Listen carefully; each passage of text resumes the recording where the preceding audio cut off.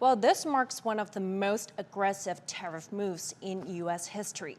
The so-called reciprocal tariffs impact over 180 countries, regions, and territories. From April 5th, a 10% minimum baseline tariff will apply to nearly all imports, including those from U.S. allies and partners.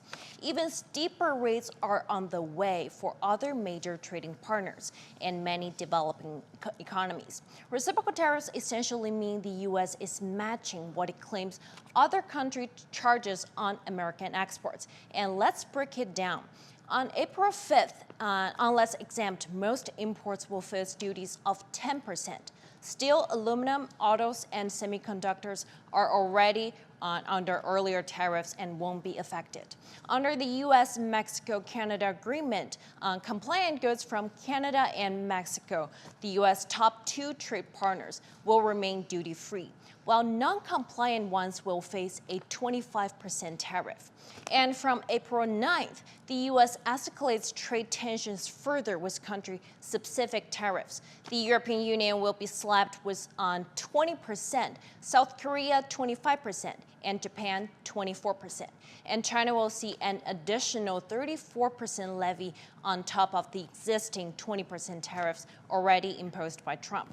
So that's a total of 54% more on goods from China. And among developing nations, many of whom are facing economic challenges, and the hardest hit will be Cambodia with 49%. And economists widely agree that tariffs do little to reduce trade deficits and may hurt innovation, productivity, and living standards. And critics also argue Trump's tariff approach overlooks the complexity of global supply chains, and they stress tariffs are a consumption tax and hurt lower-income households more. Lanyou, I realize that it's obviously very early days yet, but do we have any indications of initial impacts on the United States from this? Well, certainly, Philip. Well, since mid-February, the U.S. stocks have already lost nearly $5 trillion in value. Markets have plunged with the Dow futures shedding over 900 points, the S&P over 3%, and NASDAQ over 4%. The IMF says U.S. economic growth will slow significantly to just 1.5% in 2025. Largely due to the tariffs.